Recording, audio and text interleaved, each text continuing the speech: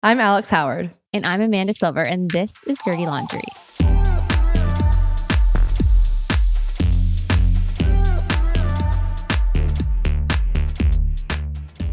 And today we have on two very special guests, Dale and Annabel from We Are More Than Moms. Dale, if you know her from Sweats in the City, you'll know that she's a fitness guru, mom entrepreneur, if that's the word. Sure, yeah, like there it. you go. Yeah. And Annabel, are the two of them together are really a dynamic duo. They really sort of lift the veil on motherhood and the transitions and the identity changes that go with becoming a mom. So we are so excited to welcome them on. So welcome, Dale and Annabel.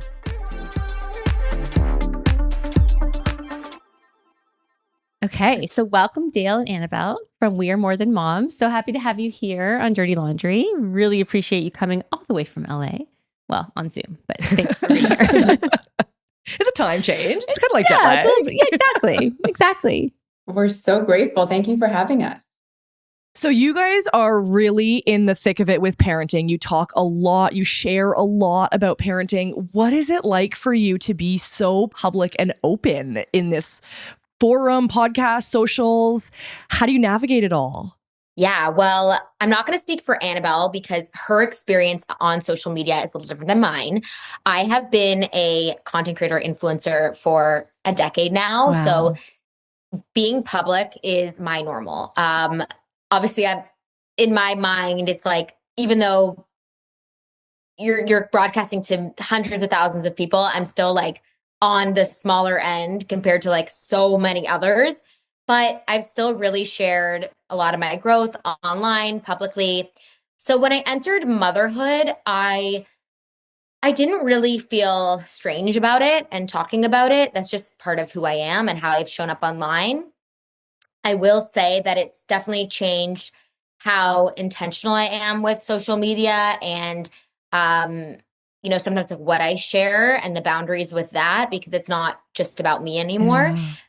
So for me, I love being open. I think that it's important to be open and share experiences. And I am always happy to be open in a way that it affects me, but I try to keep the privacy of my husband and kids. Like if it impacts me, I'll talk about it.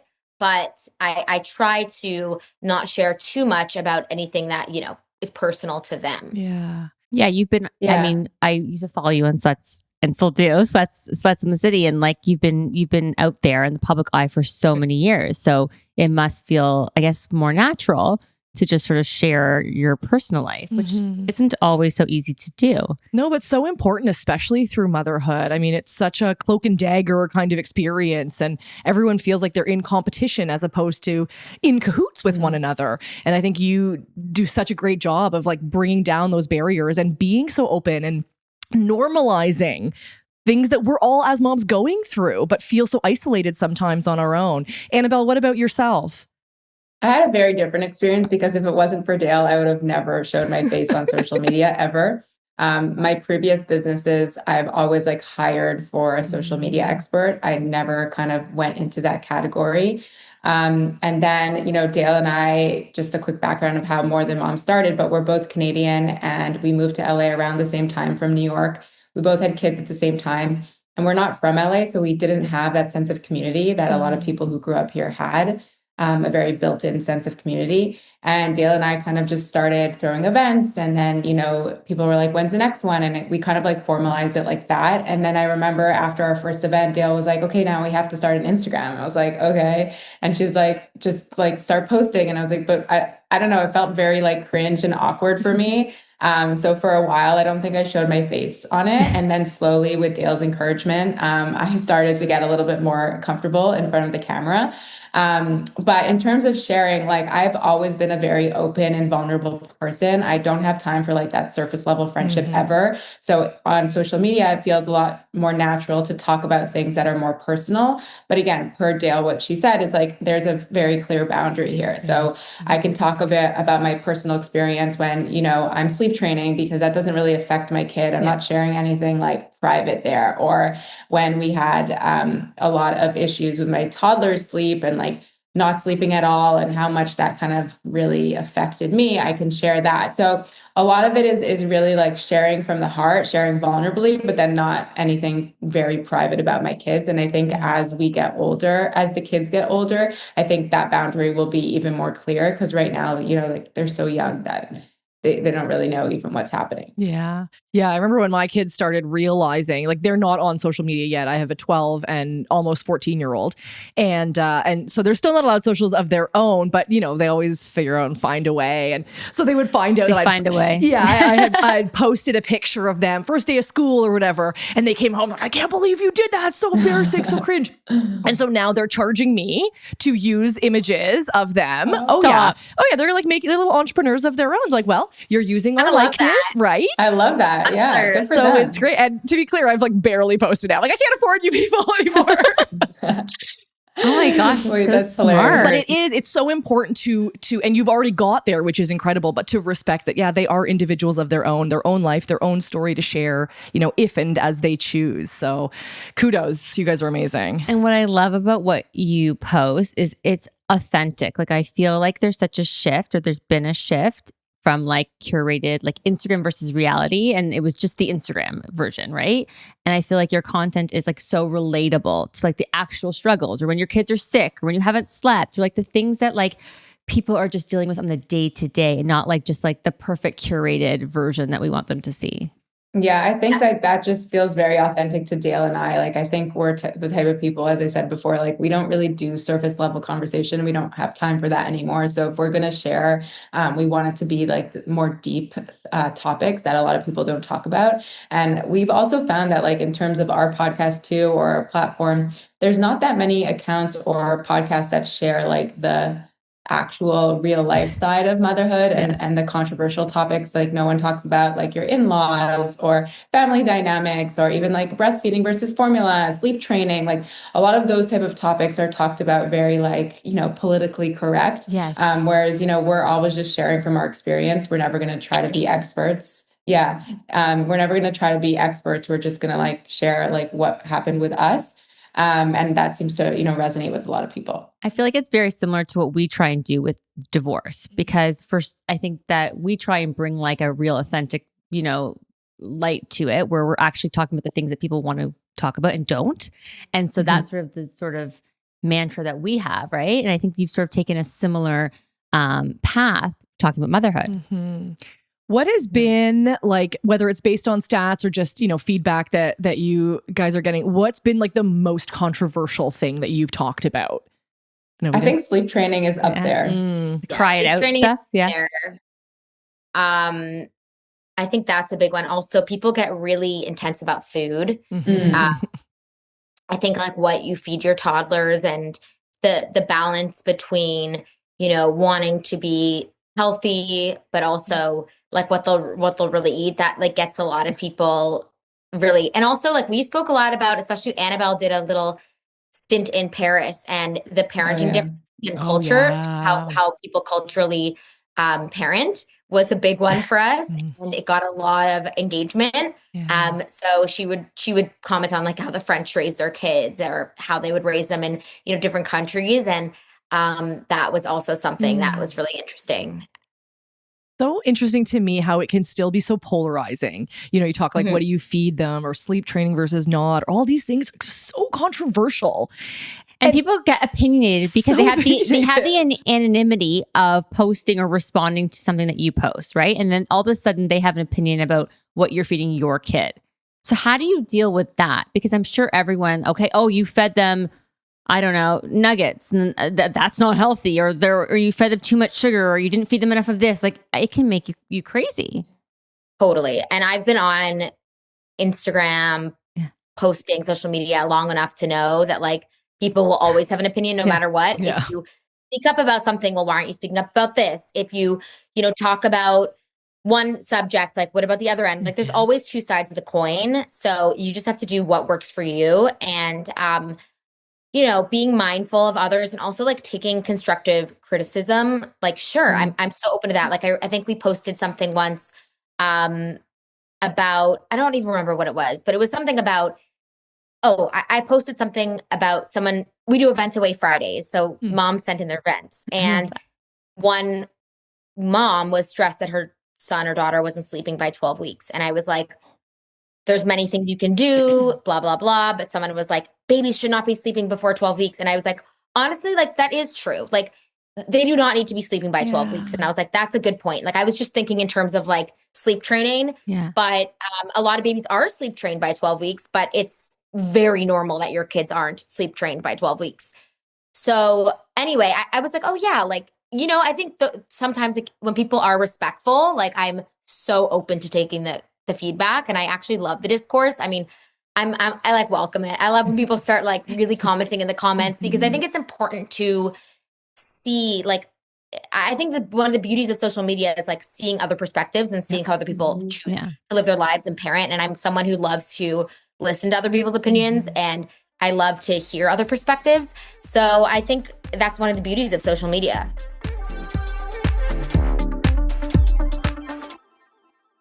Midtown Mediation, where Alex Howard somehow manages to make even the trickiest divorces feel almost like a conversation, not a courtroom drama. Well, thank you.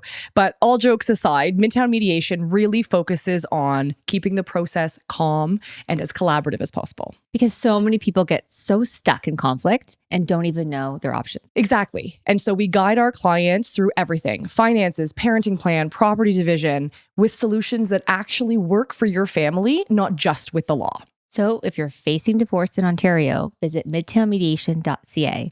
It's a great place to start. Less stress, more clarity. And way less awkward battles over who gets what, because nobody needs that drama.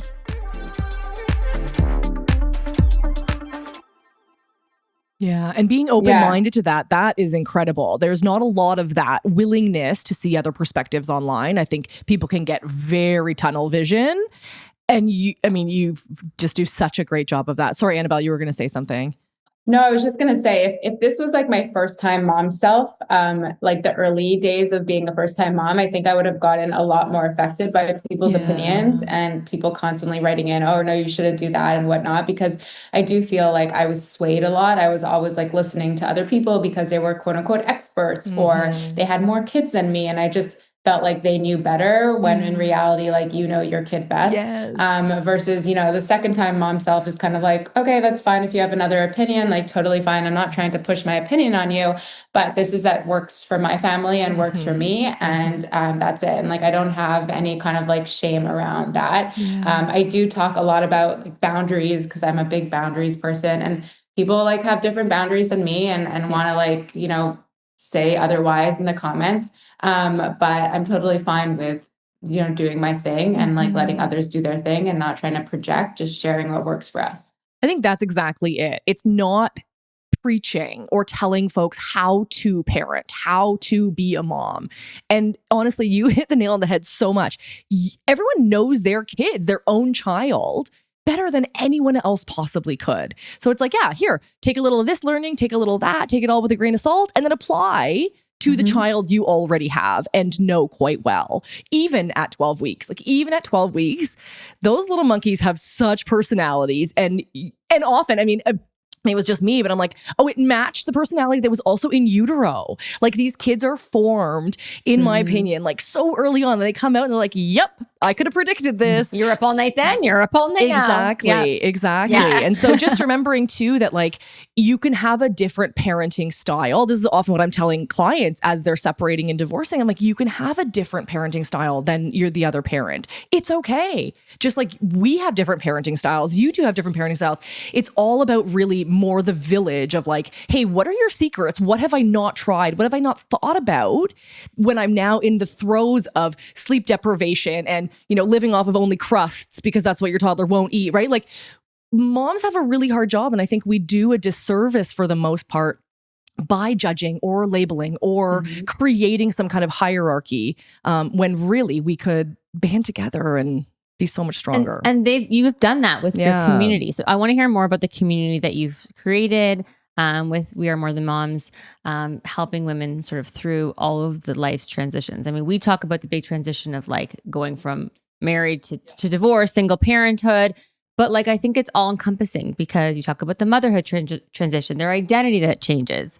So tell us more about that. I think our audience is really an audience of moms who are in transition, whether they're pregnant and about to have their first baby, or whether they're having their second baby, or they're in transition in terms of their identity shift. A lot of people are just like in transition. So we really try to first normalize that transition. Like, it's totally normal to feel like that identity crisis postpartum. It's totally normal not to want to go back to your job after being on maternity leave. It's normal to, be nervous about having two under two in terms of that transition. And we first like really normalize it, make people feel less alone in that. And then, per your point earlier, is like sharing resources that have worked for us. Again, it might not work for you, but again, it's inspiration. It's, potential solves for an experience that you're going through. But we really try not to have any sort of judgment. And that works like in our Instagram platform, but we also have an amazing community of about 85 moms in LA.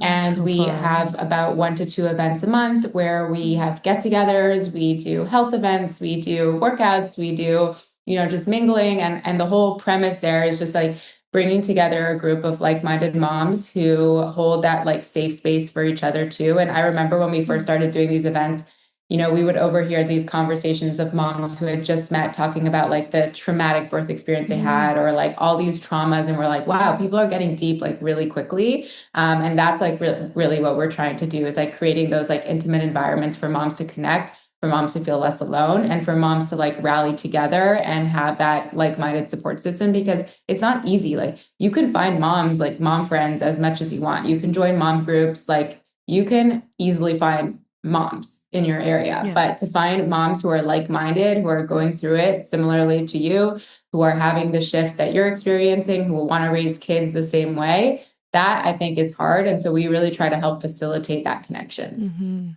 And what's it like doing that in LA? It's actually, it's been great. Honestly, it's been amazing. And for some reason, we've been able to amass the most incredible like-minded moms. And it's funny because when we started this, we created the name More Than Moms just because it was available on Instagram, and we were like, hey, let's just do it.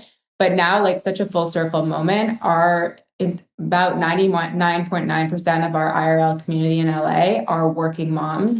So they really like embody that working mom energy. And we didn't do that by, it's not like intentional that happened. People have just come to us being that working mom. And then on the flip side of that too, we also have an incredible platform called The Next Chapter, where we do group coaching for moms going through that identity shift. And that also has been like so rewarding and fruitful. But overall, like, I think, we've been able to create such a beautiful community in LA on Instagram through The Next Chapter. And I don't know how exactly everyone came to the same place, but, trust in the universe's plan for that. Exactly. I love it. Build it, they will come. Yeah. Manifested it. Yeah. I love it.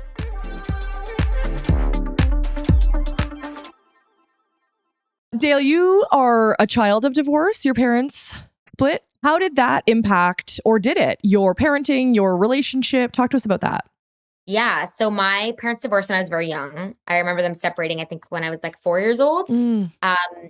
So they really tried to lessen the impact and the burden on us for a long time when we were younger. Like, I didn't have to rotate houses until I was later because they would rotate out. Oh, wow. They tried to keep a lot of consistency. And then I would say at the end of elementary school was when my mom got a new house, and like I started doing the back and forth. And obviously I'm sure there's a lot of stuff that has impacted me, but I think I turned out okay. Like, it didn't really like affect my, like, I'm never getting married. No, that's not like at all. My husband is also a child of divorce. And, I think there's obviously like all of the statistics out there and whatnot, but I think for us, it's made us very hyper aware of that. And I think it's also made me a lot more intentional with like marriage and dating and when I was going through it. But yeah, I think it's we learn from our parents' mistakes. We sometimes often like reference the things that they did. It really helped, honestly, my relationship with my husband, because we both really understand this dynamic of being pulled in different directions, even though it wasn't so bad for me growing up. Like there was still getting treated like a meter and things like that. And I think we have this unspoken understanding, whereas, other people might not get it. So yeah, I think it's just made us more intentional, aware of that sort of thing. And yeah. I mean, you had a pretty unique situation with nesting for how many years? 8 years? Something like that? With you when you grew up and you were in this in your house, your parents sort of went back and forth for 8 years? Oh yes, that's called nesting. Sorry. Yeah. That's a term. I love this. It's when it's basically like the baby birds stay in the nest and the mommy bird and the daddy bird come back and forth. Yes. I love that. Yes, it was a while that we had that. That's a long time. I don't know why that was the case, but it was for a while. I think just divorce stuff. But yeah. So that was really helpful growing up. And then I was like, my husband growing up in LA, like everyone around him, for parents were divorced, right. Very normal. But in Toronto, growing up, I was one of the few. Yeah, and I think it looking back, like, I don't know why, like, it wasn't as common when I was growing up. Like, I remember I was like one of the rare ones. And I would often brag to my friends, oh yeah, I get 2 bedrooms. I have 2 birthday gifts. Like I kind of would milk it, I guess. But I also remember feeling really stressed when my parents would date certain people that I didn't like. And that part affected me. Luckily, my sisters and I are super close. So we always had each other, and my parents were incredibly present. So yeah. It's so cute, nesting. Yeah, it's a cute term. Yeah, it is a cute term. I use it as if everybody understands our language. I'm like, what do you mean you don't understand what nesting is? What do you mean? How, we talk again about transitions. How did your personal relationships, your relationships with your partners change when you both became moms? Was it a lot? Did you have to work at it? How did that sort of dynamic shift for you both? I think it definitely changes a lot. You can't think it's not going to change anything. You now have a human to take care of when you were used to just being together. I actually brought my husband to my therapist about 3 months after my daughter was born, not because anything was wrong, but I just wanted to, I guess, realign now that we have another human in the picture, realign on how we communicate, especially around family dynamics. My husband's parents are divorced, and there's a lot more family on that side, and just navigating it all, plus my family. I wanted to just make sure that we were aligned on how we communicate, the holidays that we're kind of seeing them for, also making sure to keep our nuclear family as a whole, and doing new traditions and new rituals, just us for certain holidays.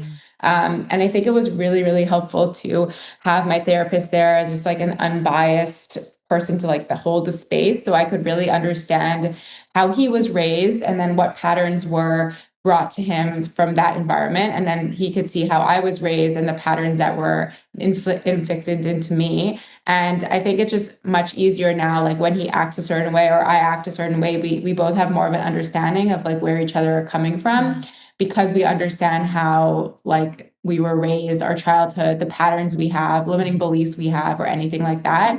And then it's much easier to align from there. And I think we go through phases, we have sometimes, as Dale mentioned, where it's he needs to be there more for the family because I'm very busy, or vice versa, or he's traveling. And then, we used to do date nights when we had our just one kid. Now we've shifted to date lunches because lunches typically work for us better and we're able to be more present. So it's not they're bad things or big changes. It's more of adapting to the new phase of life that we're in and still prioritizing ourselves and our foundation. I love that. I never thought, ironically, because my parents are divorced, I never thought about that whole concept of oh yeah, now you have essentially 2 sets of in-laws potentially, and navigating the holidays. And then how do you prioritize? Are you going to mom's? Are you going to dad's? What about our own family, your nuclear family versus family of origin? Or Dale, you'll have 4 sets. Yeah, yeah, exactly. Right? There's Yeah, You forced it. Wait, Dale, I'll never forget at your wedding, you had like so many sets of parents.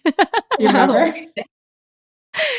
Everyone was like, yeah, it's a lot of parents. I know. And that can be No, tough to So navigate. many more But we have personalities. had to advocate as like children, being like, parents, you need to come together. I don't care what Yeah. issues you have, but like now we celebrate a lot of things together. Like my husband's both sides will invite each other, which Yeah. like something maybe they would have nice. never done in the past. And like, Yeah. it's because we like either suck it up. Like, why are we responsible for something that happened 30 years ago? Yeah. Like, Or managing I have adult grandkids emotions. now. Yeah.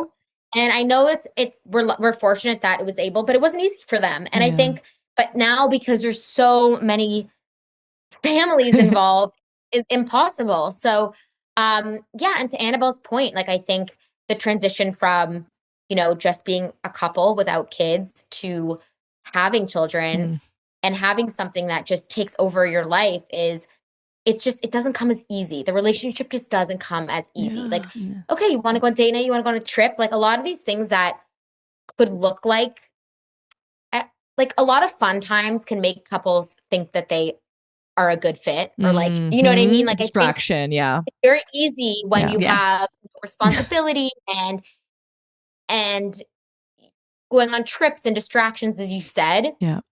But when you're in the early stages of parenting, like that all gets stripped away and you really like see the full range, and it's harder for the reward of the relationship to come out. So, and it's not that I'm saying like we're sticking it out these couple years, but like I know this is just a tough season, and I feel like we're slowly coming out of like now I can watch two kids like, and I'm like, you go and like enjoy your morning and vice versa. Whereas like it's literally my youngest son is now almost 18 months. It literally took until a couple months ago. Like it was like everything, all hands on deck, always.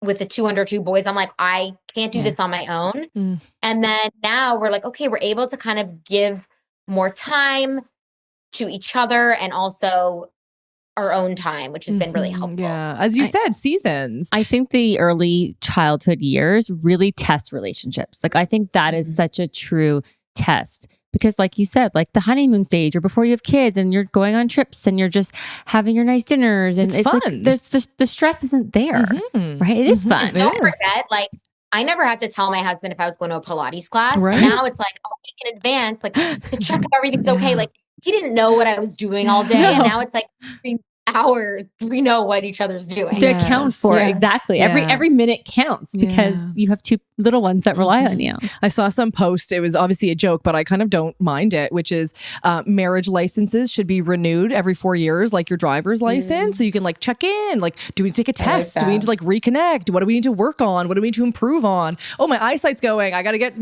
glasses or I'm going to fail my driver's test. Okay, we got to go to couples counseling or we're going to fail this marriage test. Like keeping things, remembering that you are, as you go through these transitions, they too are going through their own. And how do you find your way back? And those early years, again, sleep deprivation, you're eating weird things at weird times of day.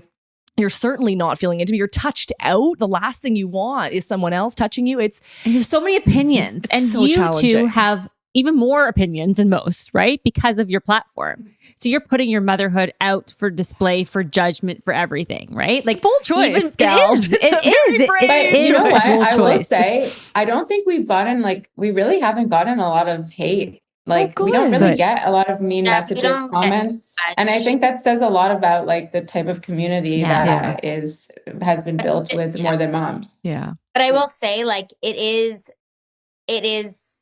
you are opening yourself up to the opinions for sure. And I do wonder like what it would have been like to not have that. But I agree. Like all in all, most people are good people. And like you'll see the opinions online, but most people aren't trying to, tear you down. But there is obviously the more controversial you are on social media, which as I've seen, like it does get you further in terms of we talk about that all the time.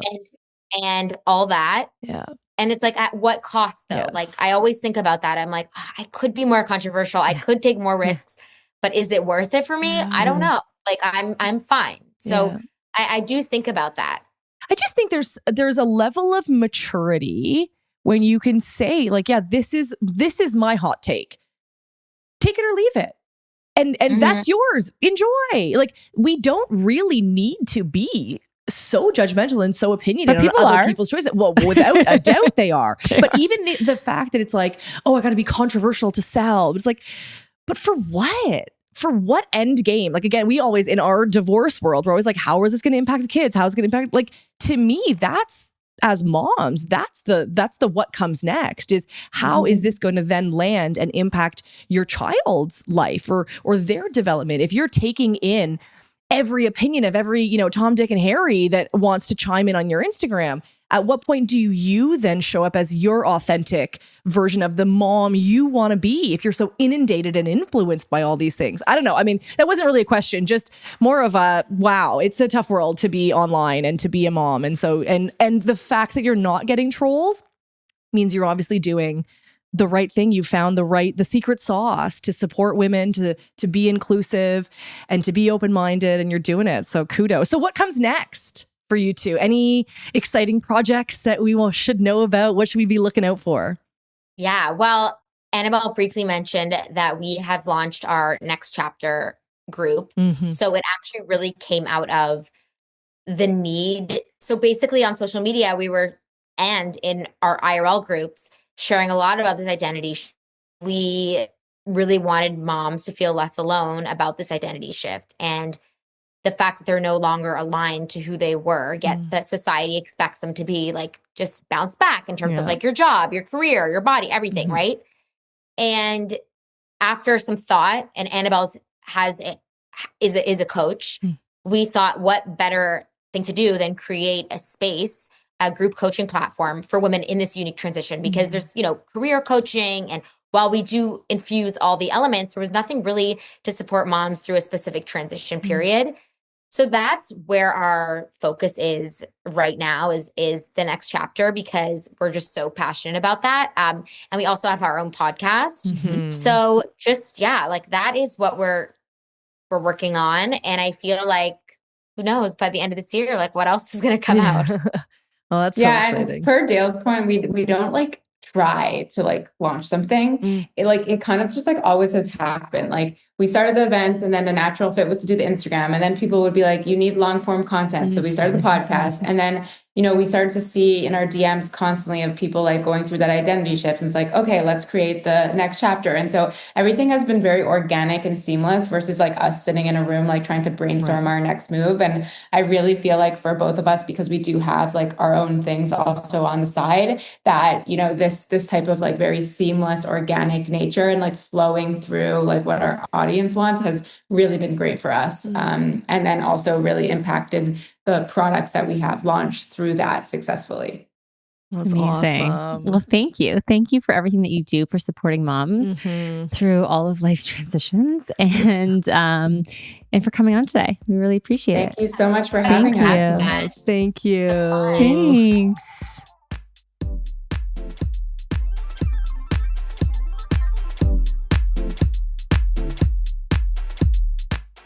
This episode was written and created by Alex Howard and Amanda Silver, produced, edited, and engineered by RTF Productions.